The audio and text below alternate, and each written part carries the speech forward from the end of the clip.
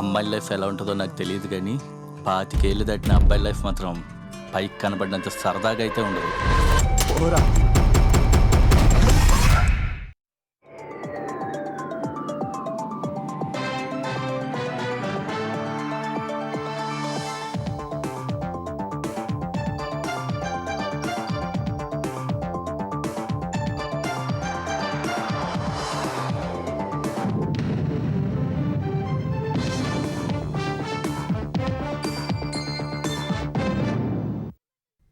నమస్కారం. ఈటీవీ న్యూస్కు స్వాగతం. ముందుగా ముఖ్యాంశాలు.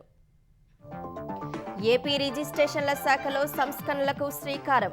మెరుగైన సేవల కోసం ఆర్ఎస్కేల ఏర్పాటు, ప్రైవేటీకరణ ప్రచారాన్ని ఖండించిన ప్రభుత్వం. భూ కబ్జా కేసులో పరారైన వైసీపీ నేత తమ్మినేని, మాజీ స్పీకర్ కోసం ప్రత్యేక బృందాలతో గాలిస్తున్న పోలీసులు.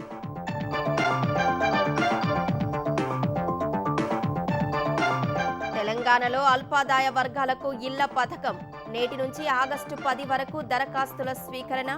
100 రూపాయల ఫీజు, 10,000 డిపాజిట్. ఆదాయానికి గండి కొడుతున్న వారిపై తెలంగాణ సర్కార్ దృష్టి. హైడ్రా, ఈగల్ తరహాలో ప్రత్యేక విభాగం ఏర్పాటు చేసే యోచన. త్వరలో నిర్ణయం తీసుకోనున్న సీఎం. 201 లక్షల కోట్లకు చేరిన కేంద్రం అప్పులు. 12 ఏళ్లలో 214% పెరిగిన రుణ భారం. లోక్సభలో కేంద్ర మంత్రి పంకజ్ చౌదరి ప్రకటన. ఉక్రెయిన్ ఒడెసాలో వాణిజ్య నౌకపై దాడి. 4 భారతీయులు సహా 10 మంది మృతి. తీవ్రంగా ఖండించిన విదేశాంగ శాఖ. బాబ్ ఎల్ మాండెబ్ జలసంధిని మూసివేసిన హౌతీ రెబల్స్. సౌదీ అరేబియాకు నౌకలను అడ్డుకోవడమే లక్ష్యమని వెల్లడి.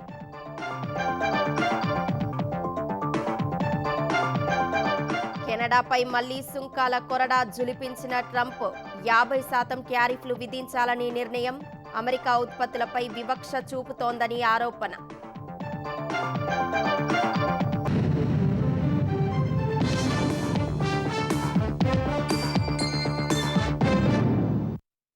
రిజిస్ట్రేషన్ల శాఖలో కూటమి ప్రభుత్వం సంస్కరణలకు శ్రీకారం చుట్టింది. 2,000 రూపాయలకే ఒకే చోట అన్ని సేవలు అందేలా పాస్పోర్టు సేవా కేంద్రాల తరహాలో రిజిస్ట్రేషన్ ఈ సేవా కేంద్రాలను ఏర్పాటు చేయనుంది. ప్రైవేటీకరిస్తున్నారని జరుగుతున్న ప్రచారాన్ని ప్రభుత్వం ఖండించింది. ప్రజలకు మెరుగైన సేవలు అందించడమే ఆర్ఎస్కేల ముఖ్య ఉద్దేశమని పేర్కొంది. ప్రజల ఆస్తులకు పూర్తి భద్రత కల్పిస్తున్నట్లు ప్రభుత్వం స్పష్టం చేసింది. ప్రజలకు ప్రభుత్వ సేవల్ని మరింత సౌకర్యవంతంగా, పారదర్శకంగా, సమయపాలనతో కూడిన ఆధునిక సాంకేతికతతో అందించేందుకే పాస్పోర్ట్ సేవా కేంద్రాల తరహాలో 26 జిల్లాల్లో రిజిస్ట్రేషన్ ఈ సేవా కేంద్రాలను ఏర్పాటు చేస్తున్నట్లు ప్రభుత్వం ప్రకటించింది. ఇది రిజిస్ట్రేషన్ వ్యవస్థను ప్రైవేటీకరించడం కాదని స్పష్టం చేసింది. రిజిస్ట్రేషన్ సేవలన్నీ ఒకే కేంద్రంలో సమగ్రంగా అందించడమే దీని ముఖ్య ఉద్దేశమని పేర్కొంది. ఆర్ఎస్కేల ఏర్పాటు ఉద్దేశాలను రిజిస్ట్రేషన్, స్టాంపుల శాఖ కమిషనర్ ఐజీ బిఆర్ అంబేద్కర్ ఓ ప్రకటనలో వివరించారు. ఏటా లక్షల మంది భూములు, గృహాలు, తనఖాలు, దానాలు, విభజనలు, వారసత్వాలు, ఇతర స్థిరాస్తి లావాదేవీలకు రిజిస్ట్రేషన్ కార్యాలయాలకు వస్తున్నారు. పెరిగిన కార్యకలాపాలకు తగ్గట్లుగా రిజిస్ట్రేషన్ సేవల్ని అందించేందుకు ప్రభుత్వం వీటిని ఏర్పాటు చేస్తోందని తెలిపారు. దేశవ్యాప్తంగా పాస్పోర్టు సేవా కేంద్రాల్లో దరఖాస్తుల స్వీకరణ, పత్రాల ప్రాథమిక పరిశీలన, అపాయింట్మెంట్ ఖరారు, టోకెన్ జారీ, డిజిటల్ సహాయం, పౌరులకు మార్గదర్శకత్వం తదితర ఫ్రంట్ ఆఫీసు సేవలన్నీ ప్రత్యేకంగా నిర్వహిస్తున్న పత్రాల తుది పరిశీలన, చట్టబద్ధ నిర్ణయాలు, పాస్పోర్టు జారీ అధికారాలు ప్రభుత్వ అధికారుల వద్దే ఉంటాయి. ఇదే తరహాలో రిజిస్ట్రేషన్ సేవా కేంద్రాల్లోనూ ఫ్రంట్ ఆఫీసు సేవలు మాత్రమే నిర్వహిస్తారు. రిజిస్ట్రేషన్ కు సంబంధించిన చట్టబద్ధ అధికారాలు, బాధ్యతలన్నీ అధికారుల వద్దే కొనసాగుతాయి. సిటిజన్ ఫెసిలిటేషన్, ఫ్రంట్ ఆఫీసు సేవలను మాత్రమే ఒప్పందం ద్వారా ఒక సేవా సంస్థ నిర్వహిస్తుంది. ఇది పాస్పోర్ట్, ఆధార్, ఇతర పౌర సేవల కేంద్రాల్లో విజయవంతంగా అమలవుతున్న విధానమేనని ప్రభుత్వం పేర్కొంది. పీపీపీ విధానం అంటే ప్రభుత్వ సేవల్ని ప్రైవేటు సంస్థలకు అప్పగించడం, రిజిస్ట్రేషన్ అధికారాలను ప్రైవేటీకరించడం కాదు. ప్రభుత్వం తన అధికారాలు, నియంత్రణ, పర్యవేక్షణ బాధ్యతల్ని తన వద్దే ఉంచుకుంటుందని తెలిపింది. పీపీపీ భాగస్వామి ప్రజలకు మార్గదర్శకత్వం, public data entry, online slot booking, digital చెల్లింపుల్లో సహాయం, హెల్ప్ డెస్క్లు, క్యూ మేనేజ్మెంట్, వెయిటింగ్ హాళ్ల నిర్వహణ, సమాచారం ఇవ్వడం తదితర ఫ్రంట్ ఆఫీసు సేవలను మాత్రమే నిర్వహిస్తుంది. పత్రాల చట్టబద్ధతను పరిశీలించడం, పార్టీలను గుర్తించడం, అడ్మిషన్ ఆఫ్ ఎగ్జిక్యూషన్, రిజిస్ట్రేషన్ ను ఆమోదించడం, డిజిటల్ సంతకాల నమోదు, ఎండార్స్మెంట్, రిజిస్టర్డ్ పత్రాల జారీ, ఎన్కంబర్స్మెంట్ రికార్డుల నిర్వహణ సహా చట్టప్రకారం చేయాల్సిన పనులని సబ్ రిజిస్ట్రార్, రిజిస్ట్రేషన్ శాఖ అధికారులే నిర్వహిస్తారు. ఆర్ఎస్కేల్లో ఉపయోగించే వివిధ రకాల సేవలు రిజిస్ట్రేషన్ శాఖ పర్యవేక్షణలోనే ఉంటాయని, ప్రైవేటు భాగస్వామికి వీటిపై నియంత్రణ ఉండదని అధికారులు తెలిపారు. మహారాష్ట్రలో ఇలాంటి విధానం అమల్లో ఉందని పేర్కొన్నారు. అక్కడ ఛార్జీలుగా 5,200 వరకు వసూలు చేస్తున్నారు. ఏపీలో ఆర్ఎస్కేలో ఫెసిలిటేషన్ ఛార్జీ గరిష్టంగా 2,000 వరకు ఉంటుందని వెల్లడించారు. ప్రస్తుతం కక్షిదారులు రిజిస్ట్రేషన్ కు ముందు పేపర్ వర్క్ కోసం డాక్యుమెంట్ రైటర్లు ప్రైవేటు వ్యక్తులకు 5,000 నుంచి 10,000 వరకు చెల్లిస్తున్నారు. దీన్ని వ్యవస్థీకృతం చేస్తూ ప్రభుత్వ నియంత్రణలోనే నిర్వహించడం ద్వారా దళారుల పాత్ర ఉండదని స్పష్టం చేశారు. మునికూడలి నమూనాతో మిగిలిన పంచాయతీలను తీర్చిదిద్దాలని ఉప ముఖ్యమంత్రి పవన్ కళ్యాణ్ అధికారులను ఆదేశించారు. అందుకు సంబంధించిన పనులు త్వరితగతిన పూర్తి చేయాలని సూచించారు. గోదావరి పుష్కరాల ఏర్పాట్లపై మంగళగిరి క్యాంపు కార్యాలయంలో ఉప ముఖ్యమంత్రి సమీక్షించారు. తూర్పు గోదావరి జిల్లా సీతానగరం మండలం మునికూడల్ని మోడల్ పుష్కర పంచాయతీగా తీర్చిదిద్దేందుకు 7 కోట్లతో అభివృద్ధి పనులు చేపట్టారు. పంచాయతీరాజ్ గ్రామీణాభివృద్ధి శాఖ ముఖ్య కార్యదర్శి కాంతిలాల్ దండే, కమిషనర్ కృష్ణతేజ మునికూడలి పంచాయతీలో చేస్తున్న అభివృద్ధి పనులను వివరించారు. సప్తఋషి ఘాట్ వరకు రోడ్డు నిర్మాణం దాదాపు పూర్తయిందన్నారు. ఘాట్ ప్రాంతంలో కాంక్రీట్ ప్లాట్ఫామ్, మురుగు పారుదల కోసం డ్రైన్ల నిర్మాణం కొనసాగుతుందని తెలిపారు. కొత్తగా 6 ట్రాన్స్ఫార్మర్లు, నూతన విద్యుత్ లైన్లు, స్తంభాలు ఏర్పాటు చేసినట్లు అధికారులు వివరించారు. మంగళగిరి ప్రజలు చాలా ఏళ్లుగా ఎదుర్కొంటున్న సమస్యకు శాశ్వత పరిష్కారం చూపేందుకు ఆంధ్రప్రదేశ్ విద్యాశాఖ మంత్రి నారా లోకేష్ సిద్ధమయ్యారు. నియోజకవర్గ పరిధిలో ప్రభుత్వ భూముల్లో నివసిస్తున్న దాదాపు 3,000 మందికి మన ఇల్లు మన లోకేష్ పేరిట 2వ విడత శాశ్వత పట్టాలు, ఎంజాయ్మెంట్ సర్టిఫికేట్లను ఇవాళ రేపు పంపిణీ చేయనున్నారు. 2వ విడతలో పంపిణీ చేయనున్న పట్టాల విలువ బహిరంగ మార్కెట్ ప్రకారం సుమారు 1,000 కోట్ల రూపాయలు ఉంటుందని అంచనా. మంగళగిరిలో 92.12 ఎకరాలు, నవలూరులో 8.46 ఎకరాల భూములు సెక్షన్ 22A కింద నిషేధిత ఆస్తుల జాబితాలో ఉన్నాయి. దీనివల్ల 1,622 నివాస గృహాలు, బదిలీ, వారసత్వం, సంక్రమణ వంటి చట్టబద్ధమైన లావాదేవీలకు ఇప్పటి వరకు అవకాశం లేకుండా పోయింది. ఈ స్థలాలపై నిషేధాన్ని తొలగిస్తూ ఆర్డీఓ ధృవీకరించిన ప్రాపర్టీ ఎంజాయ్మెంట్ సర్టిఫికెట్లను మంత్రి లోకేష్ లబ్ధిదారులకు అందజేయనున్నారు. నకిలీ పత్రాలతో 4 కోట్ల విలువైన భూ కబ్జాకు పాల్పడిన కేసులో నిందితులుగా ఉన్న వైసీపీ నేత మాజీ స్పీకర్ తమ్మినేని సీతారాం పరారీలో ఉన్నారు. భార్య, కుమారుడితో కలిసి ఆయన తప్పించుకుపోయారు. భూ కబ్జా కేసులో తమ్మినేని కుటుంబం పాత్ర ఉన్నట్లు తేలడంతో నిన్న తెల్లవారుజామునే ఇల్లు ఖాళీ చేసి పరారైనట్లు పోలీసులు తెలిపారు. వారి కోసం ప్రత్యేక బృందాలు గాలిస్తున్నట్లు చెప్పారు. వైసీపీ నేత మాజీ స్పీకర్ తమ్మినేని సీతారాం కుటుంబంతో సహా పరారీలో ఉన్నారు. శ్రీకాకుళంలో సంచలనం సృష్టించిన 4 కోట్ల రూపాయల విలువైన భూకబ్జా కుట్ర కేసులో తమ్మినేని సీతారాం, ఆయన భార్య వాణి, కుమారుడు వెంకట శ్రీరామ చిరంజీవి నాగ్ నిందితులుగా ఉన్నారు. బతికున్న భూ యజమానిని చనిపోయినట్లుగా నకిలీ పత్రాలు సృష్టించి ఏకైక వారసురాలంటూ ఒడిశాకు చెందిన ఓ మహిళను తెరపైకి తెచ్చి చేసిన భూకబ్జా కుట్రలో తమ్మినేని కుటుంబం పాత్రను పోలీసులు ఆదివారం బయటపెట్టారు. అప్పటి వరకు ఆమదాల వలసలోని అద్దె ఇంట్లో ఉన్న తమ్మినేని కుటుంబమంతా సోమవారం తెల్లవారుజామున 3 గంటల సమయంలో తప్పించుకుని వెళ్లిపోయారు. ఇంట్లో 2 సొంత కార్లు ఉన్నప్పటికీ ప్రైవేటుగా ఓ ఇన్నోవా కారును రప్పించి అందులో పరారయ్యారు. ఫోన్లు ఇంట్లోనే పెట్టి వెళ్లినట్లు తెలుస్తోంది. పోలీసులు ప్రత్యేక బృందాలతో గాలింపు చర్యలు చేపట్టారు. భూకబ్జా కుట్ర కేసులో అరెస్టు తప్పదని భావించిన తమ్మినేని పోలీసుల కళ్లుగప్పి వెళ్లిపోవడం చర్చనీయాంశమైంది. గోవిందరావు యాక్చువల్గా బ్రహ్మాండం బతికున్నాడు, చాలా యాక్టివ్గా ఉన్నాడు. అతన్ని చంపేసినట్టు ఒక డెత్ సర్టిఫికేట్ క్రియేట్ చేశారు. ఆ డెత్ సర్టిఫికేట్ని బేస్ చేసుకొని ఎంఆర్ఓ గారు ఎఫ్ఎంసీ సర్టిఫికేట్ ఇచ్చారు. వాస్తవంగా అయితే గోవిందరావుకి మగపిల్లలు ఒక ఆడపిల్ల ఉంది. ఆడపిల్ల పేరు సునీత. అందువరకు సునీత పెళ్ళి అయిన తర్వాత పుట్టినూరు సునీత అయింది. 2 మగపిల్లలు ఉన్నారు, వాళ్ళు కూడా బ్రతికే ఉన్నారు. అసలు అందవరపు గోవిందరావుకి పిల్లలే లేరు అన్నట్టు, ఒకే ఒక అమ్మాయి ఉన్నట్టు. ఆ అమ్మాయి అందవరపు రజని అని డాక్యుమెంట్లు రాశారు. కానీ ఆధార ప్రకారంగా ఏ రజని అంటే అడబాల రజని, ఒరిస్సా స్టేట్ జైపూర్ ఆమె. ఎవరైనా పెద్ద వ్యక్తులు ఉంటే రిజిస్ట్రేషన్ బాగుంటుందనే ఉద్దేశంతో ఓ పెద్ద వ్యక్తిని కాంటాక్ట్ చేశారు. అతని పేరున వీళ్ళందరూ వెళ్ళడం, రిజిస్ట్రేషన్ అతని పేరుని చేయించుకుంటాం. అంటే బతికుండి వ్యక్తిని చంపేసి తీసుకొచ్చారంటే మరి దాంట్లో క్లియర్ కట్ ఫోర్జరీ కదా, ఇంకేముంటుంది. అది కాకుండా ఎవరైతే తెలివి సతీష్ ఉన్నాడో ఆడి మీద ఇంత ముందు కూడా ఇది 3వ కేసు, ఆ త్రినాథ్ అన్నోడి మీద ఇది 2వ కేసు.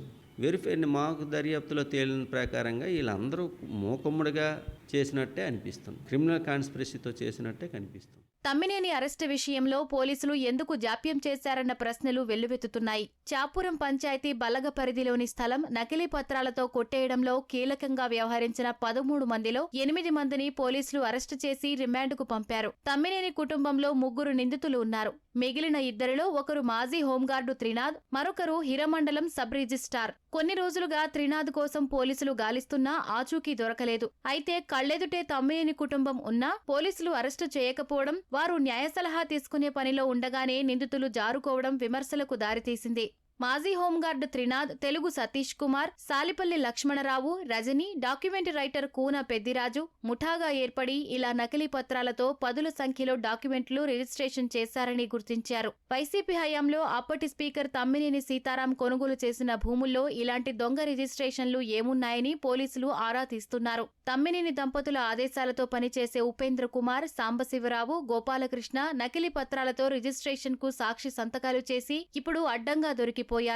తమ్మినేని సీతారాంపై అనేక కబ్జా ఆరోపణలు ఉన్నాయి. ఆమదాల వలస టీఎస్ఆర్ కళాశాలకు ఆనుకొని ఉన్న 8 సెంట్ల స్థలాన్ని తమ్మినేని కుటుంబం ఆక్రమిస్తోందని గత నెలలో వృద్ధ దంపతులు సీఎంఓ ఎస్పీ నిర్వహించిన ప్రజా పరిష్కార వేదికలో ఫిర్యాదు చేశారు. దీంతో డీఆర్ఓ విశ్వేశ్వరరావు, ఆమదాల వలస తహసీల్దారు, సర్వే అధికారులు వెళ్లి స్థలాన్ని బాధితులకు అప్పగించారు. స్పీకర్గా ఉన్న సమయంలో టెక్కలి మండలం చింతామణి గ్రామంలో 324 సర్వే నెంబర్లోని 23 ఎకరాల భూమిని గ్రామస్తుల నుంచి తన కుమారుడి పేరుతో బలవంతంగా రాయించుకున్నారని ఆరోపణలున్నాయి. తమ్మినేని కుటుంబానికి అత్యంత సన్నిహితుడైన ఆమదాల వలసకు చెందిన ఓ వ్యక్తి మరణించగా ఆయన కుమారుల మధ్య తగాదాలు తలెత్తాయి. వారి ఇల్లును తమ్మినేని భార్య వాణి స్వాధీనం చేసుకున్నారని సమాచారం.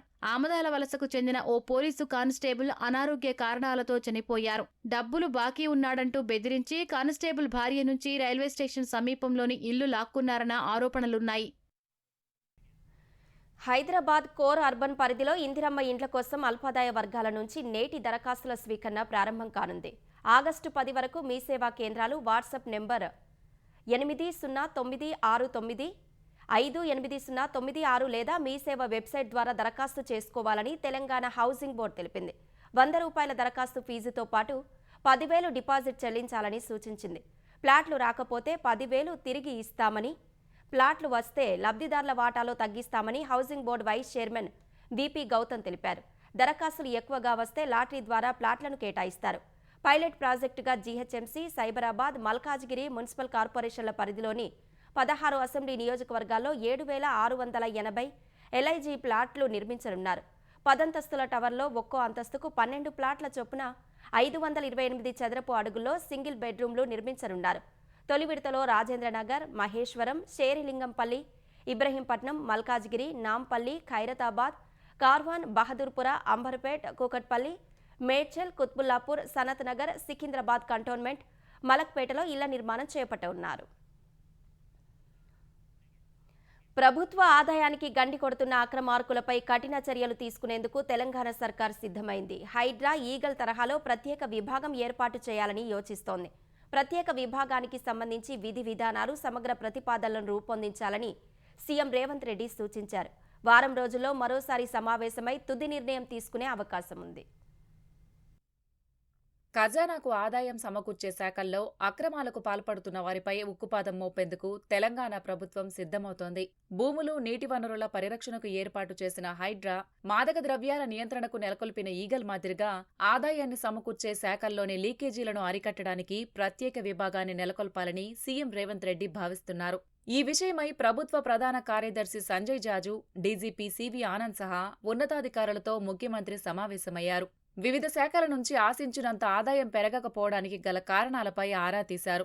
హైడ్రా, ఈగల్ ఏర్పాటుతో వచ్చిన ఫలితాలపై సీఎం చర్చించారు. ఇదే తరహాలో ఆదాయ వనరుల సమీకరణపైన పటిష్టమైన తనిఖీ, నియంత్రణ ఉంటేనే ప్రభుత్వానికి ఖచ్చితంగా ఆదాయం పెరుగుతుందనే అభిప్రాయం వ్యక్తమైంది. ప్రభుత్వానికి ఆదాయం సమకూర్చే వాణిజ్య పన్నులు, ఎక్సైజ్, గనులు, పౌర సరఫరాలు, స్టాంప్స్ అండ్ రిజిస్ట్రేషన్స్ తదితర శాఖల పనితీరు అంచనాలకు తగ్గట్టుగా లేదని ప్రభుత్వం భావిస్తోంది. ఈ శాఖల ద్వారా వచ్చే ఆదాయానికి కొందరు తూట్లు పొడుస్తున్న అంశంపై ప్రభుత్వం దృష్టి సారించింది. పన్నులు, రుసుముల వసూళ్లలో అక్రమాలకు పాల్పడుతున్న వారిని గుర్తించి వారిపై చర్యలు తీసుకునే వ్యవస్థ లేదు. ప్రతి శాఖలో విజిలెన్స్, తనిఖీ విభాగాలున్నా అవి నామమాత్రంగా పనిచేస్తున్నాయి. పైగా సంబంధిత శాఖ అధికారులే విజిలెన్స్ విభాగాల్లో ఉన్నందున తమ సహచరుల అక్రమాలను చూసి చూడనట్లుగా వదిలేస్తున్నారనే విమర్శలు ఉన్నాయి. ఈ నేపథ్యంలో అన్ని శాఖలకు కలిపి ఉన్నత స్థాయిలో ఓ నిఘా విభాగం ఉండాలని, అప్పుడే అక్రమాలకు అడ్డుకట్టపడి ఖజానాకు ఆదాయం పెరుగుతుందని ఉన్నతాధికారులు పేర్కొన్నట్లు తెలిసింది. ఈ ప్రతిపాదనకు సుముఖత వ్యక్తం చేసిన సీఎం రేవంత్ రెడ్డి వారం రోజుల్లో మరోసారి సమావేశమై తుది నిర్ణయం తీసుకునే అవకాశం ఉంది. ఉక్రెయిన్లోని ఒడిశా పోర్టు నుంచి వెళ్తున్న ఓ వాణిజ్య నౌకపై జరిగిన దాడిలో 4 భారతీయులు ప్రాణాలు కోల్పోయారు. మరొకరి పరిస్థితి విషమంగా ఉంది. ఈ మేరకు విదేశాంగ శాఖ అధికారికంగా ఓ ప్రకటన విడుదల చేసింది. ఈ నెల 19న ఎంవీ గోల్డెన్ లియో నౌకపై దాడి జరిగినట్లు వెల్లడించింది. దాడి సమయంలో నౌకలో 17 మంది ఉన్నారని, అందులో 5 భారతీయులని పేర్కొంది. 4 భారతీయులు సహా 10 మంది మృతి చెందారు. అయితే ఎవరు దాడి చేశారనేది మాత్రం వెల్లడించలేదు. ప్రస్తుత పరిస్థితిని ఉక్రెయిన్లోని భారత రాయబార కార్యాలయం నిశితంగా పరిశీలిస్తోందని, బాధితుల కుటుంబాలకు అన్ని విధాలా సహకరిస్తుందని విదేశాంగ శాఖ తెలిపింది. ప్రాణాలు కోల్పోయిన వారి కుటుంబ సభ్యులకు సానుభూతి తెలిపింది. మృతదేహాలను త్వరగా స్వదేశానికి తరలించేందుకు ఏర్పాట్లు చేస్తున్నట్లు పేర్కొంది.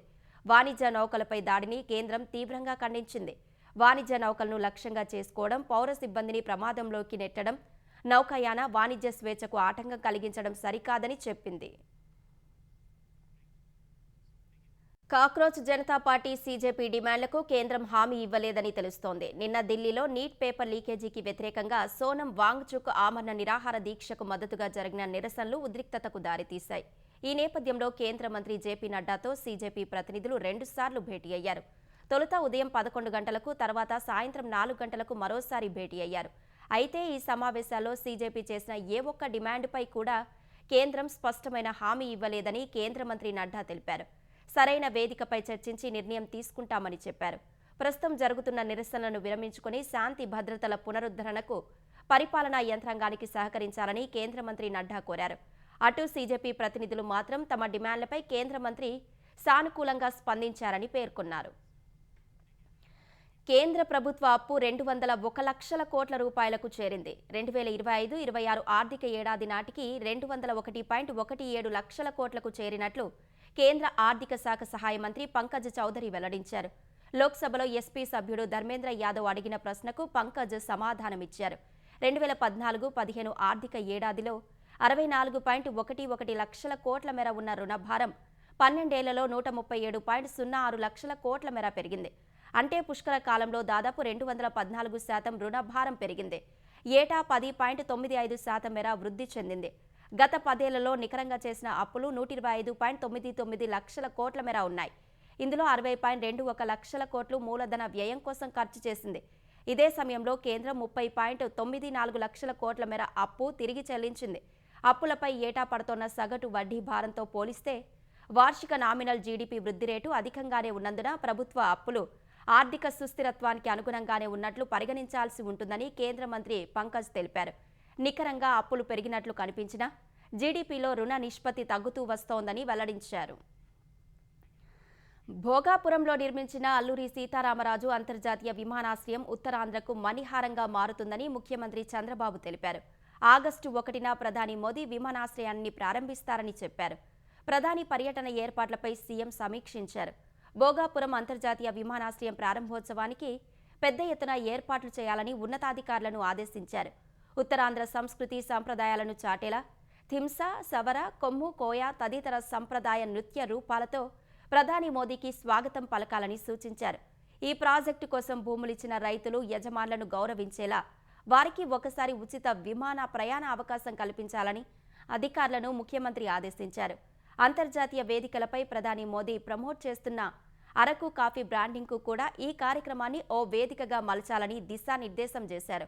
ఆగస్టు 1న విమానాశ్రయ ప్యాసింజర్ టెర్మినల్ భవనంతో పాటు GMR skill development centre, aviation hub యూనివర్సిటీతో పాటు జిఎంఆర్ మాన్సస్ ఎడ్యుసిటీలను ప్రధాని మోదీ ప్రారంభిస్తారు.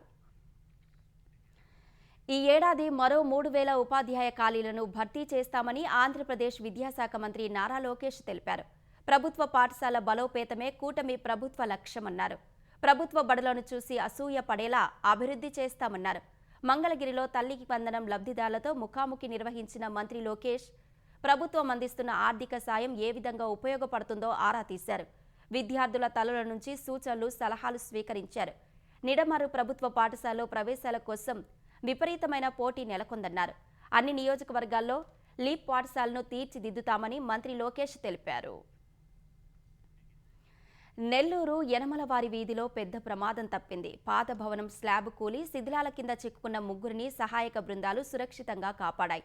ఈ విషయం తెలుసుకున్న మంత్రి నారాయణ, జిల్లా కలెక్టర్ శుక్ల ఘటనా స్థలానికి వెళ్లి బాధితులను పరామర్శించారు. ముగ్గురి ప్రాణాలు కాపాడిన సహాయక బృందాలు, పోలీసులను వారు అభినందించారు.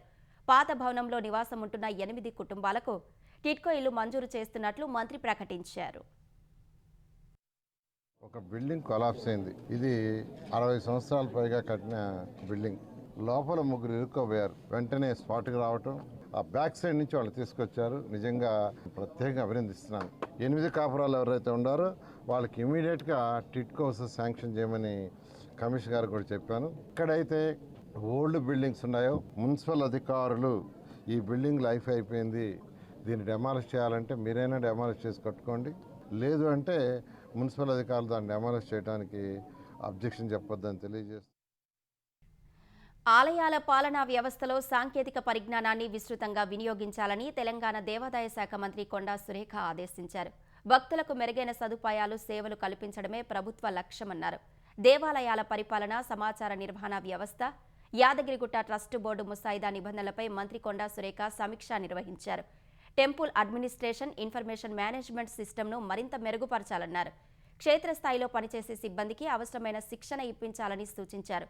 డిజిటల్ విధానాలతో దేవాదాయ శాఖను మరింత ఆధునీకరించి ప్రజలకు మెరుగైన సేవలు అందించేలా కార్యాచరణ చేపట్టాలన్నారు. యాదగిరిగుట్ట శ్రీ లక్ష్మీ నరసింహస్వామి దేవస్థానం అభివృద్ధి, పరిపాలన, భక్తులకు మెరుగైన సేవలు అందించేందుకు వీలుగా ట్రస్ట్ బోర్డు నియమావళిని రూపొందించాలని మంత్రి కొండా సురేఖ దిశానిర్దేశం చేశారు. జగన్ అక్రమాస్తుల వ్యవహారంలో సీబీఐ నమోదు చేసిన కేసు కొట్టివేయాలని దాల్మియా సిమెంట్స్ దాఖలు చేసిన పిటిషన్పై తీర్పును తెలంగాణ హైకోర్టు వాయిదా వేసింది. జస్టిస్ కె సుజన విచారణ చేపట్టారు. జగన్ కంపెనీలో లాభాల కోసమే పెట్టుబడులు పెట్టినట్లు పిటిషనర్ తరపు సీనియర్ న్యాయవాది నిరంజన్ రెడ్డి తెలిపారు. భారతీ సిమెంట్స్లో వాటాలను విక్రయించడం ద్వారా లాభాలు పొందినట్లు చెప్పారు. భారతీ సిమెంట్స్లో ముడుపుల చెల్లింపు కింద పెట్టుబడులు పెట్టినట్లు సీబీఐ తరపు న్యాయవాది శ్రీనివాస్ కపాటియా తెలిపారు. ఆ వాటాలను విక్రయించడం ద్వారా వచ్చిన 146 కోట్లు దాల్మియా సిమెంట్స్కు అందలేదని, ఆ మొత్తం జగన్కే వెళ్లిందన్నారు. పెట్టుబడులతో పాటు లీజుల మంజూరులో అక్రమాలు జరిగాయని, అన్ని విషయాలు విచారణలో తేలాల్సి ఉన్నందున పిటిషన్ను కొట్టివేయాలని సీబీఐ న్యాయవాది కోరారు. ఇరు వర్గాల వాదనలు విన్న న్యాయమూర్తి తీర్పును ఆగస్టు 11కు వాయిదా వేశారు. కెనడాపై అమెరికా మరోసారి సుంకాలతో విరుచుకుపడింది. కెనడా ఉత్పత్తులపై 50% సుంకాలు విధిస్తున్నట్లు ప్రకటించింది. ఈ టారిఫ్లు 30 రోజుల్లో అమల్లోకి వస్తాయని వెల్లడించింది. వైన్, హాకీ స్టిక్స్ నుంచి సిమెంట్ వరకు అనేక ఉత్పత్తులపై టారిఫ్ల ప్రభావం చూపనున్నాయి. ఇంధన ఉత్పత్తులు, పొటాష్, చేపలు, కీలక ఖనిజాలకు కొత్త టారిఫ్ల నుంచి మినహాయింపు ఇచ్చారు. గతంలో అమెరికా, మెక్సికో, కెనడా ఒప్పందం ద్వారా పన్ను మినహాయింపు పొందిన ఉత్పత్తులు కూడా ఈ సుంకాల పరిధిలోకి రానున్నాయి. కెనడా తమ దేశపు ఆటోమొబైల్స్, మద్యం, డైరీ ఉత్పత్తుల పట్ల వివక్ష చూపుతోందని ఆరోపిస్తూ అధ్యక్షుడు డొనాల్డ్ ట్రంప్ ఈ నిర్ణయం తీసుకున్నారు. ఐరోపాతో పోలిస్తే అమెరికా చీజ్, పాల ఉత్పత్తులపై కెనడా వివక్ష చూపిస్తోందని ట్రంప్ ఎప్పటినుంచో ఆరోపిస్తున్నారు. అంతేకాకుండా కెనడాలో చెలరేగిన కార్చిచ్చు వల్ల అమెరికాలో గాలి నాణ్యత దెబ్బతిన్నందుకు కూడా మరిన్ని అదనపు సుంకాలు విధించాలని ట్రంప్ ఆదేశించారు. పశ్చిమాసియాలో ఉద్రిక్తతలు రోజురోజుకు పెరుగుతున్న వేళ ఇరాన్ అధ్యక్షుడు మసూద్ పెజెష్కియాన్ కీలక వ్యాఖ్యలు చేశారు. అమెరికాతో ఇరాన్ పూర్తిస్థాయి యుద్ధంలో ఉందన్నారు. ఎట్టి పరిస్థితుల్లోనూ ఇరాన్ హక్కులు, ప్రయోజనాలు కాపాడుకునే విషయంలో వెనక్కి తగ్గేదే లేదన్నారు. యుద్ధం కేవలం క్షిపణులకే పరిమితం కాలేదని, ఇరాన్ ప్రజలను లొంగదీసుకోవడానికి శత్రువులు ప్రయత్నించి విఫలమయ్యారని పెజెష్కియాన్ చెప్పారు. ఉద్రిక్తతలు మరింత పెరుగుతున్న వేళ ఇరాన్ ప్రజలు, నేతలు ఐక్యంగా ఉండాలని పిలుపునిచ్చారు. ప్రశాంతత, ఉమ్మడి నిర్ణయాలు ఇప్పుడు అత్యంత అవసరమని చెప్పారు. మరోవైపు ఈ వారాంతంలో ఇరాన్ దాడుల్లో 3 సైనికులు మరణించడంపై అమెరికా అధ్యక్షుడు డొనాల్డ్ ట్రంప్ తీవ్రంగా స్పందించారు. అందుకు టెహ్రాన్ రెట్టింపు మూల్యం చెల్లించుకోవాల్సి వస్తుందని హెచ్చరించారు. తమ సైనికుల ప్రాణాలకు బదులుగా ఇరాన్పై కఠిన చర్యలు తీసుకుంటామన్నారు. ఈ మేరకు రక్షణ మంత్రి పీట్ హెగ్సెత్ సైనిక నాయకత్వానికి స్పష్టమైన ఆదేశాలు ఇచ్చినట్లు ట్రంప్ చెప్పారు. హర్ముజ్ జలసంధితో మూసివేతతో ఇప్పటికే తీవ్ర ఇబ్బందులు ఎదుర్కొంటున్న ప్రపంచ దేశాల నెత్తిన మరో పిడుగు పడింది. ఎర్ర సముద్రానికి గేట్వే వంటి బాబ్ ఎల్ మాండెబ్ జలసంధిని మూసివేసినట్లు యెమెన్లోని హౌతీ తిరుగుబాటుదారులు ప్రకటించారు. సౌదీ అరేబియాకు నౌకల రాకపోకలను అడ్డుకునే లక్ష్యంతో ఈ నిర్ణయం తీసుకున్నట్లు వెల్లడించారు. ఈ నిర్ణయం తక్షణమే అమల్లోకి వచ్చినట్లు తెలిపారు. తమ దేశంపై సౌదీ అరేబియా విధించిన దిగ్బంధం, ఇటీవల సనా అంతర్జాతీయ విమానాశ్రయంపై దాడికి నిరసనగా ఈ నిర్ణయం తీసుకున్నట్లు హౌతీ రెబల్స్ చెప్పారు. ఏటా దాదాపు 12% అంతర్జాతీయ వాణిజ్యం బాబ్ ఎల్ మాండెబ్ ద్వారా సాగుతోంది. ఈ జలమార్గంలో ప్రయాణాలకు అంతరాయం కలిగితే నౌకలు సుదీర్ఘమైన కేప్ ఆఫ్ గుడ్ హోప్ మార్గం ద్వారా ప్రయాణించాల్సి వస్తుంది. దీనివల్ల నౌకల రవాణా వ్యయం భారీగా పెరుగుతుంది. అప్పుడు అంతర్జాతీయంగా చమురు ధరలు మరింత పెరిగే ప్రమాదం ఉంది.